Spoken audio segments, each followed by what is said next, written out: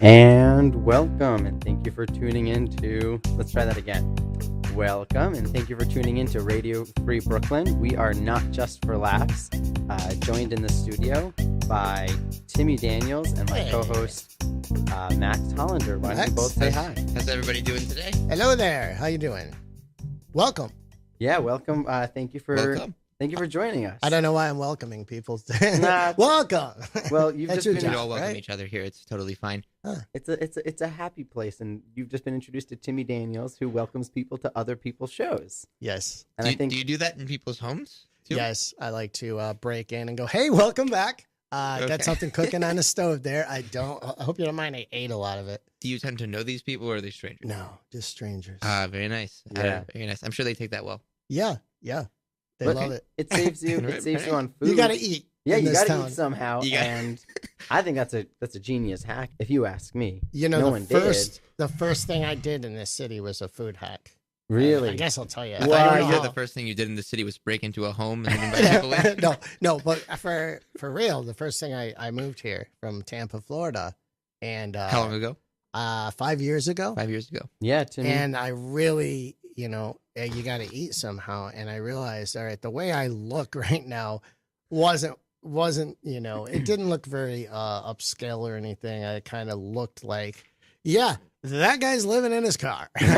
Well, that's actually true, because I mean, we can talk about that Yep. later, because that is something you did. You moved here from Tampa. You definitely have your own way of doing things, Yeah. which is commendable. But before we start, why don't you introduce yourself to our listeners? Okay. Let's start with where are you from? We know Tampa. Mhm. What did your parents do, and where did you go to school? All right, so I moved here from Tampa, but I was born in Flint, Michigan. So Oh. I lived in Tampa for 10 years, and I spent a considerable amount of time in Michigan as well. How's the water down there? Contaminated. I heard it's a little spicy Well, water. it's contaminated. Every now and then, if I do a weird twitch or something or pull out a knife, it's just the lead water. I See, had that's growing what's up. not fair. You got to check your privilege. You've got an excuse every time you twitch or say something weird. For me, Lead I'm water. from Providence, Rhode Island. It's all me. No excuse. No excuse. Yeah, I'm getting free scholarships now for drinking lead water, and no, that'd be That'd be great though. great. I'd sign up for that. So yeah, I was born in Flint, Michigan, and that was my father's side of the family. My mother's side, Floridians, crazy Floridians. Yeah, Florida and Michigan. When we first met, because Timmy and I are Mhm. good friends. Timmy Where was did we meet?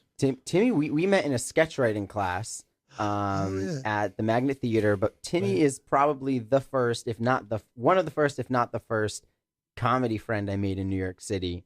Oh, cool. Yeah, I remember Yeah. when we met at that. We met in a comedy sketch class, and I remember Timmy showed up like 20 minutes late, wearing a kangaroo leather hat with like alligator tooth necklaces, and totally unapologetic. You came in, you're like, with that signature laugh you just heard. And somebody Welcome yelled, to "Hey, that daylight." guy lives in his car." Right? Woo! There you Very go. likely. Yeah, I remember it was Armando Diaz, and Yes. he is supposed to be one of the greats as far as teachers. Yeah, he teaches sketch at the Magnet. He also founded the Magnet. I Magnet think he Theater. also he was the one. Him and Ali, who started the Pit, both left UCB at the same time, and I think Ali helped him start. Yeah, isn't that crazy? Yeah, 'cause All I'm doing a the- lot of stuff at the Pit now. What a group that must have been, like when they're all together. For you know, sure. Yeah, and for sure. firing. I always think about that sort of thing when I'm hanging out with my comedian friends. I try to stay in touch, try Yeah. to keep that warm thing going, because I always kind of, I don't know, I like have this movie idea. Like every time I'm doing anything, I kind of like, I can, when I was staying in my car, for instance, when I first moved here, I didn't worry. I thought this is going to make a good movie someday. Didn't occur to me, maybe it won't make a good movie. Maybe it'll make a horrible story at my funeral. Yeah, I just, I kept that demented vision, which I don't know why I had this clear vision of the future. It's not like I have a good self-esteem, I don't think. But anyway, this was, I moved Okay. here from Tampa, went to school, both places, and then I came here and started taking comedy classes. Oh yeah, UCB. at UCB. Mhm. Very nice. Was it stand-up classes solely, That was or the improv? first class. Yeah, Max. That was the first thing. I was blown away. I was like, hold up for a minute here. You can take a class in comedy. What is going on? It's a pretty cool. It happens to be. I can't remember where specifically this is. There's a new program, I believe, in LA where you can actually get a college degree, an undergrad, like bachelor's in comedy. That is so cool. Within the theater program there, which is super cool. I had heard that stand-up comedy had started in New York City, and I just thought that was it's like, wow, this is the Mecca. This is where you go. Did you come here for comedy? Like, why did you come here? That's exactly why I came here. Did you do comedy in Tampa before you came here? Yeah, I started in Tampa. I was doing radio spots. So I was on you the got radio. started on his radio. Yeah, I there was a radio show down there, Bubba the Love Sponge. Bubba And the I Love would, Sponge. yeah, I would do SpongeBob's forgotten cousin. It sounds Send us weird, money if doesn't you're it? listening. Yeah, but I would do kind of weird stunts. I was like the idiot sidekick kind of person. I wasn't like the sidekick, but I was a idiot sidekick that would do. I mean, we had a thing called Bubba Saw once where he locked us in a shed for 3 days and fed us through these doors. Are you and serious? did- And this was, yeah. there was no visual component to this. It was There purely was audio. a visual component. You could log on to. He had cameras in it, and you could log on to the internet. Are It's you probably, sure? It probably lives out there somewhere. Are you sure you weren't just kidnapped? Is that I that's think really about what it. when I heard like radio shenanigans, I was like, oh, he does funny voices, and then you're like, Yeah. well, they locked us in a closet for a non-visual medium. I think This that's show may break the law occasionally. Actually, they got in trouble for that occasionally. They had some FCC fines and things like that. But yeah, I started doing stand-up comedy at Wait, night. they got FCC fines, or you're saying they should have? Yeah, they got a fine. I wasn't there at the time or anything, but they got a fine for killing a hog. They didn't actually do it, but they pretended that they prompted it and they slaughtered it on the air by playing the sounds, and they got in a lot of trouble over That's it. actually really funny. They had to fight it in court. That's great. So these are the kind of people. I remember they did shot collar trivia. So it was a trivia question, like any old trivia. But if you got it wrong, they would hit the dog collar thing and I just want to highlight this is a non-visual medium, so none of this really had to be real, but they Yeah. did it. but they did it anyway. I went to a stand-up Okay. show like that. Okay. It was an open mic at UCB East, and one of the performers, I'm not sure if he was faking or not, because I don't know who the performer is, but he wore a shot collar, and he handed me the remote, and he said, My God. hit it every time you think it's a bad joke. Because I want to, what's Now it that called? is shock therapy. Yeah, That's- right? He's like, positive reinforcement. I want to get better at doing jokes. And I think it was semi-real. I'm 99% sure it's a low voltage, but Yeah, you. there can were set the times when I would voltage on 'em. test it and he would jump, even if he was like mid-joke. Oh, that's horrible. That's a crazy idea though. Yeah, like That's this place is no short of ideas like that. Let And me I- tell you. that's what I love about stand-up, though, is especially like deconstructing it, because I get where that probably came from. He was probably sitting on his couch one day and was like, I remember that one psychology 101 I took. How funny would it be? This is And how just you know ended there. we're comedians when we all sit around and go, I get it. I get Yeah, the idea of I putting a dog totally collar get on it. you and shocking you. It just makes sense. The foundation of this is strong. Like, that could have been me if I would have had the idea first. Yeah, you could picture the scenario where you're like, all right, here's what we're going to do today at work as grown adults. That's one of my like my fiance's most defining traits about me, and I think like to you, what you said about being a comedian, Right. like very much is it. Like there's nothing that can happen that I won't be like, okay, maybe, because like it all could be a bit at one point. So Yeah. I just let it go. I just let anything go. So That's what my therapist was telling me. He was like, you're living the dream. I was like, how do you Yeah. figure? I have no money. I'm going through all my woes like we do. We tend to. we do. And he was like, listen, if you're having a great day, you're having a great day. Things are good. If you're having a bad day, you get a bit out of it. You have the gift where you can turn this into something. You can take this and make it mean something. And I don't know why, but that really, not only did it click with me, but I was like, I am pretty lucky that Yeah. I can take the time to go, all right, what just bothered me about this, write it down and process it. And, a lot of people can't do that. I think I would go mad if I couldn't process these Yeah. things, because I've been, I've tried to be normal. Yeah, work a normal job. It was I think mad that day last for me. week and we'll talk about normal jobs. Hopefully we'll get to that. But last week we had a guest who mentioned how his therapist said, how silly of a thing is it to get stressed out about comedy? Like, that's what's stressing you out. And then on top of that is what you're saying is not only is it such a privilege to perform comedy and getting to break rules all the time, but you also have this self-therapy that you have access to where if my train stops for half an hour, which that happened a few weeks ago, I wrote a joke about it. And I don't know if it's going to be any good, but like that was a way to deal with it. To spend at least the time and feel productive. I have something that I can channel that through. There's the other argument that a normal, healthy mind of a normal person could deal with a few minutes of silence, but we can't. The mind's still racing. No, we have to. That's an argument. There's a psychological. I don't like that option. I like pretending I'm completely normal and everyone else is the weirdo. Yeah, that's what I try to tell myself, but my entire life proves otherwise. The decision-making process is broken up here somewhere. But so I moved here with... So you moved here, you were doing radio and stand-up. I met you doing sketch, and we did improv together for a while. So why don't you tell us a little about your journey through the different types of comedy real quick? Okay. Just touching on each one, because I think one thing that we've discussed a lot is a lot of times you have one person, some people do one thing, whether it's a time constraint or whether it's because they want to, they just want to give it their all. You usually have a stand-up comedian. Improv is a little of everything, but you usually have a sketch comedian, or it's rare to have someone who does everything. I think people love to categorize. So someone likes to say, I am a plumber. I am a stand-up comedian. We say we are this thing, but it's a little bit odd in a way to say, I am this thing.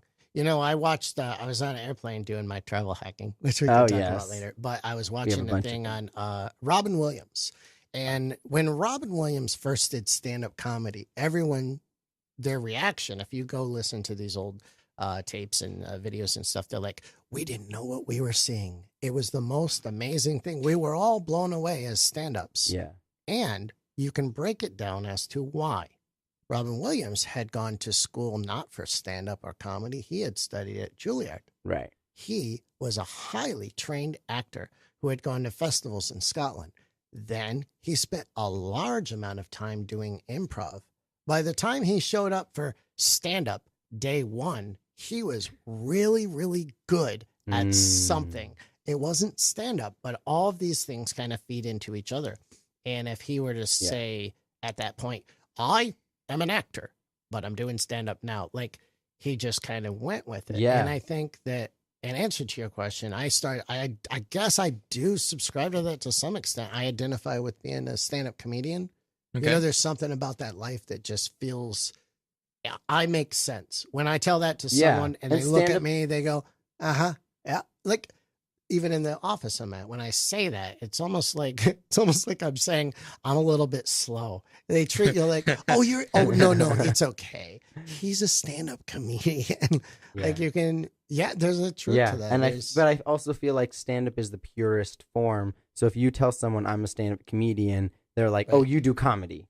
And then if you tell someone if you're a stand-up comedian and then you also do sketch, no one blinks twice. I just saw John Mulaney. I just saw the movie John Mulaney's in the new Spider-Man, and I was like, yeah, he's a comedian. Of course he'd voice a comedic character. Yeah, there's some that seem to go hand in hand. I went from stand-up, so I took the classes. I took a class and this was in Florida. In Florida, there were no classes. That's why I was so blown away when I got here. That's why I wanted to stay. But we were doing writers groups. We were doing stand-up comedy and then writers groups, and that was great. Yeah, the infamous writers group. There's so many you go through. Yeah, like no one talks about loose. That. The millions and millions of writers groups going on every year. And they fold, they crash and burn. They're like this universe that's constantly imploding and rebuilding and this sort of thing. Like, I guess that group's done. Nobody's here anymore. Yeah. It's like improv, the same thing. Improv is the exact same way for anyone who hasn't been part of it. It's with comedy, you have a lot of people who are drawn to comedy because it's a bit of a free space. And you take one class, you meet a few people, you get that adrenaline rush, you start a group, little by little, one person drops out because of a class, one person moves out of New York, one person just doesn't want to show up, and it implodes. And then the next class, you're like, next time you take a class, you meet a new group of people, and you're like, this is gonna be the group that makes it famous. These are the ones. And every time, because you still hold on to that dream view, like we're all gonna make it. You have to have that. I think you have to have some hidden core that gives you that energy that says, no, I know your parents, I know your brother's a doctor, but it's okay that you've decided you're just going to be a comedian. That's perfectly fine and normal. But I feel like Max may have a little bit of a different experience just because you've only done stand-up, so it's a lot more solitary than we've dabbled in other stuff that definitely has that. Why do we suddenly feel so shameful? I suddenly feel dirty. Because like he's you a guys pure have slept child. around the comedy world, I see. I felt really dirty I'm for a him. comedy slut. I was actually going to ask a little bit about that. Yeah, I've been solitary in that I've only really done stand-up, and I've also just done it at open mics, and I've only really just tried it. I never really understood the concept of a class in stand-up. I sort of understand the concept of an improv class, in that, for one thing, it's a group like you guys are saying, and there's rules to improv, and it's a lot of practice. But stand-up, and I believe we spoke about this last week a little bit. It's very much about like sort of like finding your voice and what's about you, what it is about you that's funny, and then projecting that onto an audience. So how do you learn how to do that in a class setting? That's a great question. It's one that we think about a lot. When you're at an open mic, I would say the majority of people would probably be against that. If you had an open mic and there are 20 people and you ask them, hey, what do you think about stand-up comedy classes? They'd be like, you kind of just have to do it. There's a truth to that. However, what motivates us? What tells us I want to do this thing, and then we actually execute it? Well, what I found out is when I take a stand-up comedy class, I'm accountable now. I have to show up every week, and I'm in front of people no matter what. I've paid for it against all other things. And money paid is for this a in New motivator York. for a broke comedian. Money is an extreme motivator. And also the fact that now I've got some, how much do you like someone when you find out they're a comic? I automatically, like everyone in this room, if I had just met you, I would have been, yeah, they're comics. I mean, there's something about these guys. I just like, it's a great environment. It's nice to hang out with people that are like-minded. And then every week you got to do something, and you show up and you have a mentor. Yeah. Now, everybody subscribes to that 10,000 hours kind of thing. Yeah. I would say in general, you need about 10,000 hours to be an expert in a field, but they've done further studies, and they've proven that of that time, you can't just be repeating something. You need some kind of guidance or mentor. It has to be active learning and guided learning. Yeah. If you look at sports teams, a sports star doesn't become just a sports star by himself. He has like 10 people behind him. It's like the military. He has a doctor that's for him. They have a defensive coach. They have an offensive coach. They have someone who caters to. They get trained on these little exercises, like with improv. I think having the mentor and being forced to do it every week, and then you do a class show at the end, and the person who teaches the stand-up comedy class is usually the booking agent. So over time, I know all the booking agents in the city, and it looks like I'm better than I am. It looks like, but I just know people, and now they reach out and go, hey, how's it going? I'm gonna do a bringer show. If you could just bring 2 people, you could do like 8 minutes. Would you be interested in that? And I go, yeah, of course. I would love to get more time in front of a crowd. So by paying for it, I know it still feels a little dirty. I agree, but by taking these classes, you network more, and I think in the end, it's better. I think I would defend doing that. I think you're saying a good point. And the only thing I would jump in on that is one thing I understand, because I feel it the same way, is I do believe stand-up is a little purer, even though that's ridiculous, because in some ways sketch is really pure. You get to use different visuals. It's a lot more 3-dimensional, but I see stand-up as very pure in that it's straight from your heart. Like a lot of comedy that I respect, they're talking about important things also, or real life experiences. And I worry that taking a class, a teacher is going to divert my voice. But think about how hard it is just to change your opinion on something. Your voice is your voice. Right. I think with that kind of thinking, you would take the risk at watching any comedian more than once. And that did happen. I would watch a lot of Doug Stanhope and Mitch Hedberg. Right. And over time, I realized, oh my God, I sound just like them. I didn't steal their jokes or anything, but I seem to have borrowed their cadence. Which is fine. There's this wonderful book that I'm sure you've read as well called Steal Like an Artist, which has a quote in the beginning from Picasso that said, bad artists copy, great artists steal. That's funny. Because stealing is you take an idea, you watch Mitch Hedberg, and then you say, I'm going to take what he did, but I'm going to funnel it through my voice. I'm going to make it my own. Who did they attribute that quote to? Picasso. Is that incorrect? He didn't say that. I'm looking it up right now. I'm so certain he didn't say that. But also just to comment quickly on the pressure thing. I hear that about the pressure and paying money. Right. However, I have a mom who found out that I did it once, so now we go everywhere, and she tells them that I'm a stand-up. So that's enough pressure for me to keep going back. But yeah, that I hear puts a lot of pressure. the monetary thing is also very important for sure, and maybe I should try it. No, especially because of the mentor thing. And also, are you still in touch with mentors that you had, like even at the very beginning of your New York stay? Yeah, I would say so. Like it's exciting now. Like I just did a podcast with Melissa Diaz. And I just like, it's so cool to see people that you went to comedy school with like 4 or 5 years ago and to see the growth they've had.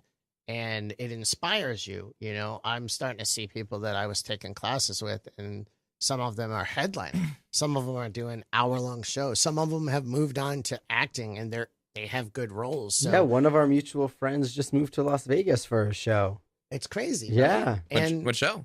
He's an understudy for Tape Face. Yeah, and he was on the improv team that I started about 2 years ago. Yeah. But he had just moved. I think he had just moved to New York, and how did you meet him? Let's not say names just in case, but like I had joined an improv practice group, and he was there. And when I started my own, I just drafted the people that I liked working with. And so so that's where I met him. At that moment, it was like a few weeks ago when I found out, it hit me. I was like, this is real.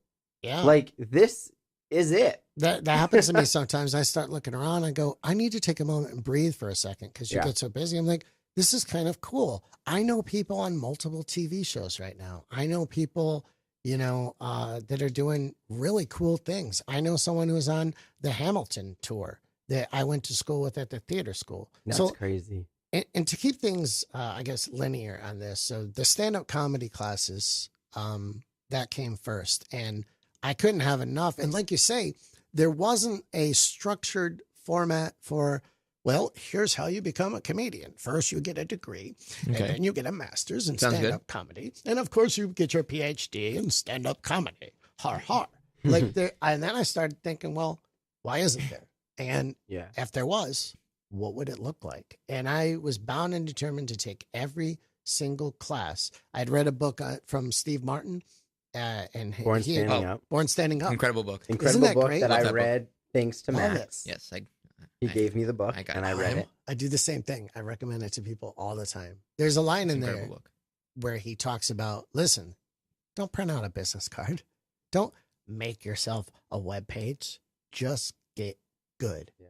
Get so good they can't ignore you. Just get good. Yeah. That's your only.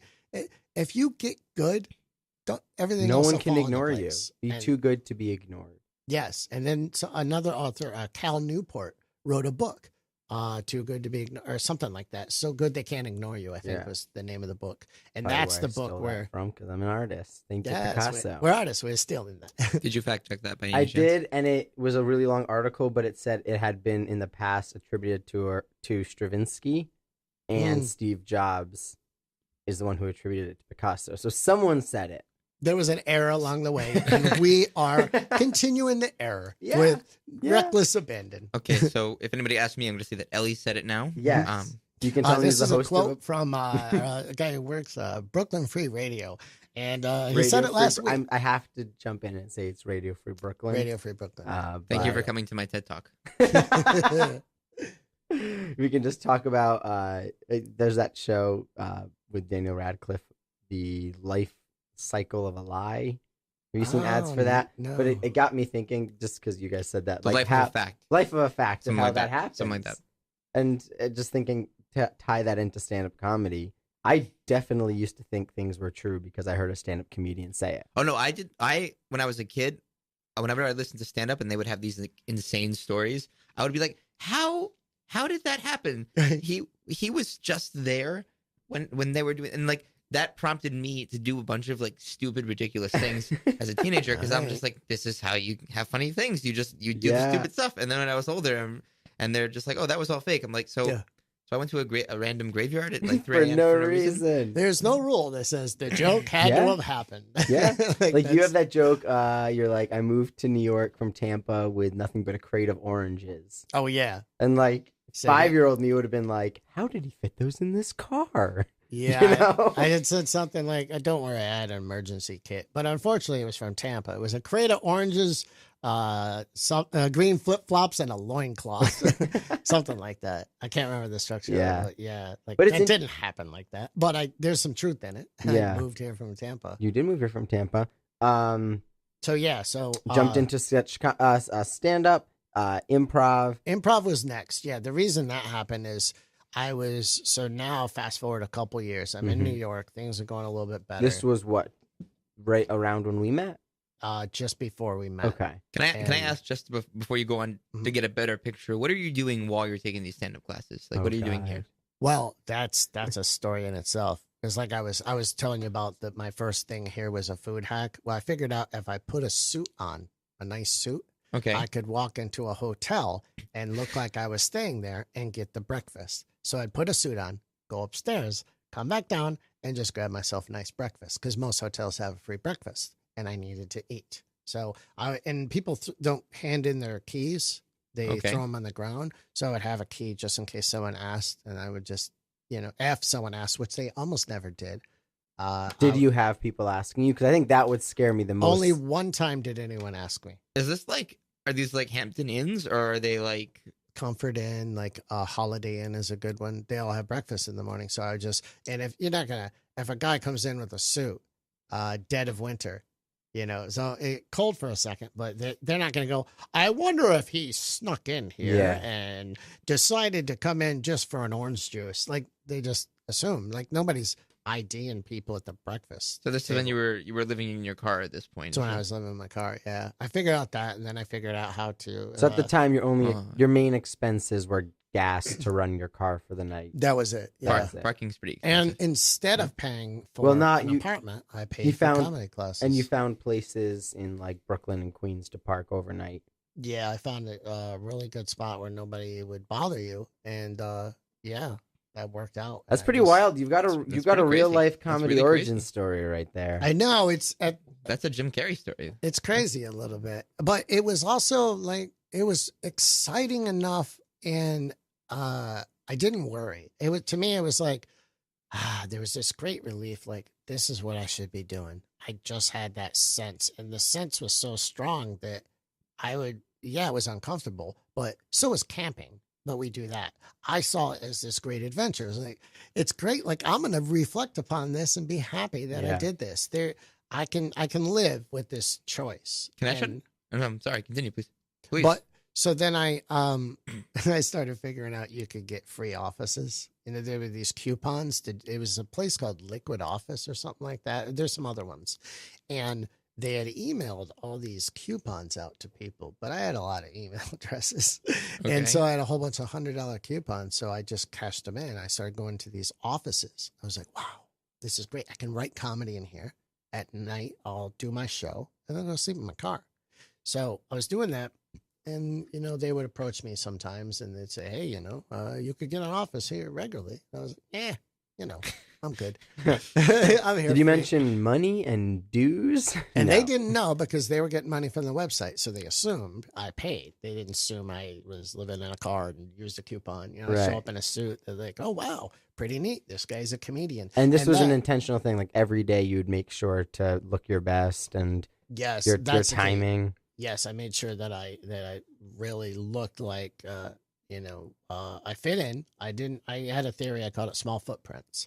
As long as and then I made sure to tell them I do comedy. So if they saw something quirky, they would go, yeah, he's a comedian, that guy. Right. So, Well, one day I had an office. I had it for like 6 or 7 hours, and I fell asleep there. And then I woke up in the morning, and no one was there. So I went to my car and went, wow, I just had a good night's sleep. I wonder if, well, eventually I got caught. So I got caught. I couldn't use the coupons anymore. So I approached the place that told me, hey, I'll give you an office for $300 a month. So I went there, and I would go there during the day and sleep in my car at night. But then one day I fell asleep. But that doesn't, I'm just going to stop you there for a sec, because that doesn't sound comfortable at all. Like, that sounds like your back must have been hurting in the morning. You had to shower, what, at like gyms? Yep. I used a Groupon that I had and had a gym. So I'll go to the gym. So how did you have time for comedy for doing all this? Like, I work, and I don't, I have a hard time getting to open mics. It was relatively a simple life. Wake up in the morning, somewhere around, 6 o'clock. I feel kind of because, in the car I need to get out and stretch. But my car's comfortable. I had the seat down or whatever. Wait, what kind of car is this? It's like a small little Ford Focus. Okay. Yeah, it wasn't too bad. It really wasn't too bad. So I had the blankets, everything. And I would go to the gym, take a shower, work out a little bit, take another shower, change clothes, put my dirty clothes in a bag, put my clean clothes from my backpack on, and then I would head to the office. I'd look, I'm freshly showered, go to the office. At the end of the day, having written jokes and worked on, I would spend about half the day on structure. How am I going to continue to live in New York? That was important to me. And then the other half on joke writing. Then I would go do an open mic, and then I would go to the car. Well, eventually I figured, why don't I just stay in the office? Everybody leaves at 4. So over time, I converted the office into an apartment. I just turned it into one.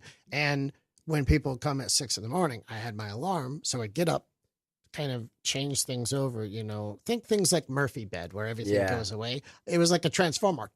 That's pretty crazy. It was like, hey, it's an office. Wait a minute. I walked by here 15 minutes ago and you were in a bedroom. Nope, it's an office. All right, then. Well, he's a comedian. I hear that. Wait, that's really crazy. This is the $300 office that you were in. Is this like a Regis? Like, I'm trying to paint a picture here of like what this looks like. I've heard this story so much that it doesn't surprise me anymore. So I'm gonna let you take over right now. Yeah, because you know the whole thing. I have a lot of questions. Yes, so it's fire fine. away. You have multiple different companies, and they all have their own little offices, and so you have a degree of privacy and everything. And when you have that, you get a lot of open-minded entrepreneurial types, right? So the people that are there are, first of all, people live in a bubble.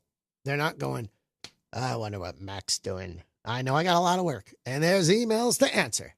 What is Max doing? I gotta know. Right? Like, nobody cares. Nobody cares. I work in an open workplace all the time. Okay. I work in an open workspace, and I'll be like checking Facebook on my computer, and people will be sitting right next to me and won't even look at my computer. They're so focused on theirs. So it sounds ridiculous, but they're worrying about their kids or their boss or their apartment lease, or the fact that they have to sleep in a car at night. Exactly. Or they heard snoring from their next. My old friend. What would happen if one day you just you when you were in that circumstance, you just looked up, everybody in the same suit, everybody's looking at each other's screens, everybody's doing comedy. We all find out, wait a minute, I thought you were. Yeah. Oh God, that's great. I'll go to your car, the same car, same parking lot. Blown away at the waste of. So here's what I mean by waste. At 4 o'clock, everybody was gone. So you have this office that, by the way, looks like a suite. There's a huge kitchen. There's a conference area. Yeah, they're pretty fancy these days. I used to sit in a conference with Netflix on, my feet up in the air, go on the balcony, have a cigarette, go in the kitchen with a hot plate, cook up. The security guards caught me, and they knew. And so it was okay. In fact, I have the craziest story. But they were on your side. You would pay them off. They were on my side. You would give them a hot dog from the grill. I would. I figured out how to get free Blue Apron because you could get it free. You could sign up for it and get a free week. So I'd sign up for it, and then I would sign up for it with the office right next to it, and the office right next to it. And so they would be like, "Well, I don't know why it's got an office, and that office ain't here, but it says 8th floor. It's got your name on it. Guess it's yours." Yes, it is. And in the beginning, it was they would give you 4 weeks free, and then if you recommended a friend, they would get 4 weeks free. So you would just recommend yourself. Right. And by the way, we're living in the heyday of free, and people just don't realize it. How many apps out there give you a free week, a free delivery, a free thing? Yeah. At the time, all they ask to do that is your email address and name for most parts. Email address, any name you can come up with, and a phone number. And you can use apps like Text Me or Text Or even Google. to get a free Google phone you number. can create Or Google free phone Voice will give numbers. you a free phone number. Yeah. Just keep making new phone numbers. But so I feel the like we're thing is, one step away from like becoming a conspiracy theory radio show. I don't know. I feel like we're like on the border of like, with just a few simple apps, you can scam the system. Well, I think this is more of a, so the key really is to keep doing comedy and just survive. So the amount of energy you put toward it is just enough so that I can focus more on comedy than anything. And like I say, like there was a time when I had 100 free rides on Uber because I would just refer myself or, these apps have since come and gone. Like I would have an app like, hey, try us out for a week, get a free food. And I would just keep researching those and keep having things coming. And I would just sit there, have these things delivered to me. And it was pretty cool to have this office that I would convert into a bedroom and then sit in people were like, you're living in a mansion. Why didn't I think of this? Come 4 p.m. And by the way, I didn't see other people because I would go to the library during the day a lot of the time and I would work at night. Right. So my hours started, people would be leaving and I'd be coming in. Well, to reply why people didn't do this, I think it ties into why you do comedy to begin with. I think even to me, and I do comedy, I think that would be a very stressful life for me. Yeah, it wasn't. Would it be stressful to you? Do you think? Yeah, it would be, I think. I mean, personally, I'm just somebody who is very stressed about that kind of thing. Yeah. And just very raised with that work mentality, get a job, that kind of thing. Right. It requires. My father's a lawyer. I'm not sure if that says enough, but that would just endlessly stress me out. In addition to my normal level of anxiety. Yeah, dude. That kind of thing would just freak me out. Especially, for example, I would barely be able to sleep at the thought of a security guard catching me. Yeah, me too. Well, remember, they were on my side. No, but imagine if you snored and someone came into the office late. That happens. People come into office late. You can oversleep. It happened about 3 times. Really? What'd they do? In a very long period of time. They came in, one time they came in drunk, and I heard a strange disturbance in the force. There's a strange, someone's in the building. Actually, it was kind of cool. Like, these 2 people in the office came in, and they were drunk, and they brought in like 5 girls with them, and they're like, hey, this guy's a comedian. And all these drunk girls like, why? You're in your pajamas. I'm like, let me hide these slippers real quick. Yep, I'm just working late. Did I just see a bedroom? No, come on, this is an office. I'm just working late. Just working. Why are you in a onesie brushing your teeth? It's for a bit. Yeah, like it's amazing what people don't see.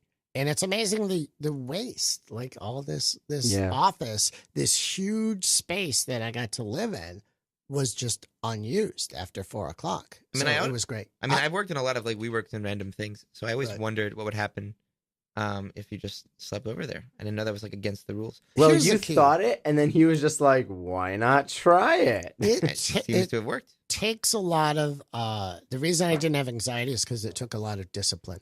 And I need that structure. I need the structure of at 6. I want to talk to you about your structure and your process. I was in the office, and then I would take comedy classes. And the improv, by the way, the reason that came. I think Max has a question for you. Oh, go for it. No, I just want to keep hearing about what was going on. Okay. Although I was a little curious how, improv came second. Improv came second. Yeah. But while this is going on, again, just so I get a complete picture of this. Okay. You're doing all of these life hacks, right? Which I think is a strong word, but this is we'll go with the whole journey here. Yeah, we don't have enough time to unpack that. We do not. But you're doing this for how long? Let's see.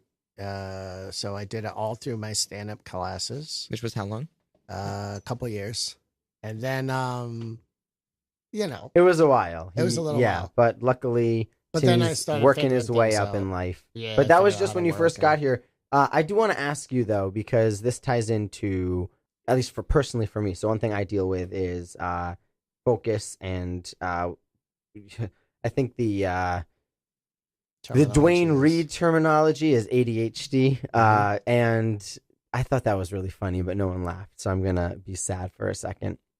I was the one telling you you should get checked out. Yeah, for it, Timmy is the first one who was like, dude, like you are like me, you've got ADHD.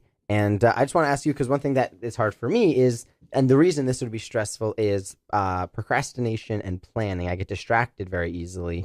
And I think, correct me if I'm wrong, I think one thing you do, which is cool, is you just have so many things going on that when you get distracted from one thing, you just are working on another thing. Is that something you do, or is that just not something you... Because I've seen your setup, you've got like 3 monitors. You're always like bouncing one. You got Evernote on one. You've got you're paying your credit card bills on the other, and the third one, who knows? Like, I need a massive amount of stimulus. If I'm doing just one thing, like for instance, reading a book, very tough for me. I'll read and then I'll see something. I'm like, oh, I got to look this up, and then that'll lead to something. So what's helped me the most is having a lot of structure, and that structure does include lots of things. So if I go, all right, I'm working on stand-up comedy right now, but I'm bored, so I'll work on my schoolwork, because I figured, oh, the next step is I could go to school for theater. So I went from stand-up comedy classes to improv classes, the theater classes, to theater classes, which got me into acting. And all of that was just to make me a better stand-up comedian. Yeah. But so I would go, I would work a little bit on a life hack for a little while or something, some kind of system for making money or something. And there's a lot of ways. But has that always been a strength of yours? Has structure always been a strength of yours? Because I know. No, I had to learn that. I had to learn that my life was a complete and utter train wreck. And the reason was I would have an idea and have to write it down. I wouldn't get back to these things. So I built all of these habits that felt awkward and weird at the time, but now feel great. Yeah. Like I have so many structures in place. That's something you taught me. That's what gave me the peace of mind. Like that's what made my, that's why I didn't have anxiety. I don't typically have a large amount of anxiety at all, but I see exactly where you're coming from. And what happened was it felt great to have, it was like, military. Like there wasn't time to have anxiety because I had to be up at 8 or I had to be up at 6. Then I had to be at the gym. Then I had to be here. And as I got more comfortable in New York and didn't have to worry about those things, I carried the discipline of that with me. But that's what's weird about having different challenges is I feel like Max, who I've known for a while too, I don't necessarily know if he'd understand let's say for me, if I try and edit, I've wanted to edit forever, but I sit down on my computer and I'm instantly distracted, or I'll run into an issue and I'll be like, all right, I'm going to quickly go onto like a forum and figure out how to deal with it. And then that takes me off to some YouTube thing. And I literally will wake up half an hour later thinking, what was I doing? They call that hyper focus. Right. But that's whereas like Max can focus and edit, and you're really good at that. So I think it's interesting how you just aren't anxious. So we're all just finding ways that we can leverage what we have. Yes. I had to build tools because I had what I saw as, some people saw as gifts, outgoing, lots of energy. I saw these as handicaps because it didn't work in regular society. So relatable. I felt really, I just felt no matter how bad things got, and they got bad. I got my car broken into, lost all my clothes because I'd just done laundry. Like I had so many bad things happen, got booted with the boot thing. I had to pay a $900 fine. Like time and time again, things kept hitting me, but I would turn them into comedy or whatever. But, as I read a book on habits, and that helped me immensely. So I would build all of these habits. And Evernote, I talk about Evernote. You do a lot. I use it. Isn't it great? It's the best. The first thing I do in the morning before I do anything, before I urinate, you know how great it is to wake up and just urinate. It's the greatest thing in the world. It's one of the few joys of a free people. Before I do that, I get on Evernote and I look at my day and I set it up the night before, and it has a list of everything I need to do. And then it all just kicks in and it feels exciting. I go, okay, I know what I got to do today. Right. I can bounce between these 10 tasks. I try to stay focused on one. I do eat that frog. The theory is the worst thing you could do any day is wake up in the morning and eat a live frog. And so the theory is if you wake up and do that, you feel like after that, you can do anything. So the theory of it is do the hardest thing first. No matter how hard it is. Once you do that, it gives you motivation. So if you finish a task, you would think your reaction would be, oh my God, I just finished the task. I'm now so tired. The opposite happens. When you finish a task, you're like, I can't believe I got that done. I have ADHD and I did a thing to completion. I am God. Yeah, it feels really good I to hear check it. things off your list. And it feels great. And then you do Okay. the next things. And then well, I did the hardest thing. So then the next things come. And at the end of the day, I have a little section that says accomplishments. Well, just so as I a can side look at point what I got done. to clarify, and we're going to jump back into this. Timmy you've using your life hack acumen, you've crafted Evernote to fit your That's very needs. true. I have a you template. have a template. You know how you're a coder. You were a professional coder for a few years, so That's true. Evernote does have like a back end. I don't know if that's the right term, but an area cloud, where you can code your own templates and your own processes. So well, coding, using that term loosely, I do a lot of that. I build these little bots and little systems for travel hacking and life hacking, and for my own safety net of the brain. But you're right, I have it set up, and when people look at it, like, how'd you come up with that? Well, not in one day. right. I decided I had a problem sometimes with depression. And so I made an Evernote file for depression, because when I was depressed, I realized I don't do the techniques that I know work. So as I've learned about me, if I'm let's say I'm on the subway right now and Max says, I learned something about depression today. When I dance, for some reason, I can't be depressed. I would actually go, hold that thought. I would open my Evernote, open up my depression file and add it to it. And then later I would research that and I would test it out. I actually, in a crazy way, just in case you thought I was even slightly sane, I treat my brain like a computer that I'm programming. So I keep these files. I have a file for, stage fright. If I encounter it, I have a file for all these things. Yeah. And I've built them up over the years and I refer to them constantly. I am on Evernote about 50% of my day. And it makes me faster because I know what to do. You know how scrambled our minds can get. This isn't about comedy, but I read somewhere about, I'm not even going to try and pretend where I read it, but it was saying how... Max, hold his feet to the fire. like, Did you read it? I think Picasso said it, actually. Picasso might have said you know what? I'm going to... Oh, he's just salvage on forward. He doesn't need facts. Right? The idea that... Oh, see, you razzed me so much, I forgot what I was saying. Let's see. We were talking about Evernote. We were talking about structures and so files. Like Neuralink, thank you, and like cyborg brains.